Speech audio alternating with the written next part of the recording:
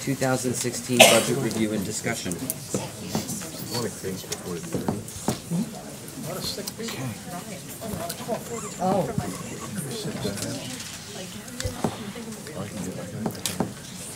Dr. Cohen and members of the board, we are continuing our budget presentations, which we had initiated at the last board meeting. And as you are aware, we will be doing a segment of the budget at each of the meetings through the adoption period, which will be in March. Tonight we have Mr. Wilson Quintero, Director of Support Operations, who will be reviewing, providing an overview of 3 budget areas, and that will be for facilities maintenance, custodial and grounds, and pupil transportation services. Mr. Quintero? Thank you. Good evening. My name is Wilson Quintero, and I'm the Director of Support Operations for the district. First, I want to thank the board for allowing me the opportunity to present my department's 2016 proposed budget, which includes maintenance, custodial grounds, and the transportation departments. As you know, our school district sits on 300 acres, which includes 1.2 million square feet of building space. Beginning with the maintenance department, our maintenance staff is composed of 12 highly skilled trade employees. I'm happy to announce that our 2016 budget will not require no insignificant increases. The maintenance department goal is always to continue to drive a cost-effective program. One of the key components to this success is our current energy savings management program. We do this by taking simple steps. Steps such as turning off the lights when the buildings are not occupied, and constantly monitoring our temperature controls through an energy management system. This energy management system has provided us with significant cost avoidance over the past 13 years. During this period, the district has avoided over $12 million on energy expenditures, including last year savings over $1 million. The department does have a couple of requests, which are minor, such as a $60,000 request for concrete and asphalt immediate repairs, and $6,000 for lumber. Moving on to our custodial and grounds department, and as a reminder that we're sitting on 300 acres and 1.2 million square feet of space. The custodial grounds team is composed of 9 groundsmen, 29 custodians, and it's also supported by 59 custodial contracted employees by Automark. In this particular budget, we are projecting a 1.5% increase from prior year. This is due for a couple of factors. First, a contracted increase for the second year in contract services with Automark Custodial Services. And second, a projected custodial expense for such as chemicals, liners, and paper products. That was not part of that contract. However, the department is also working on to plan to unify our paper products district-wide.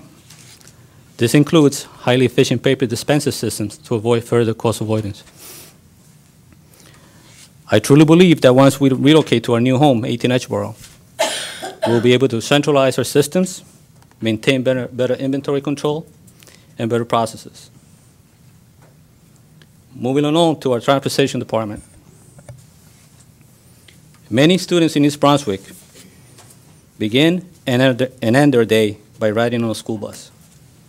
Our transportation department provides essential services to support the safe and efficient operation of the transportation of the students. We are dedicated to continually monitor the performance of those, and we're responsible to transport nearly 6,700 students each day. In addition, we're also responsible for arranging and providing transportation of students attending charter, non-public, and out-of-district schools. The department also provides services for athletics and extracurricular activities. That being said, the transportation services provide added value to these programs, not to mention our strategic mission which is operate an efficient transportation system to allow one bus to service multiple schools, as well as maximizing the number of students transported, while limiting the number of vehicles required. The department operates a fleet of 39 vehicles, which converts into 40% of our routes.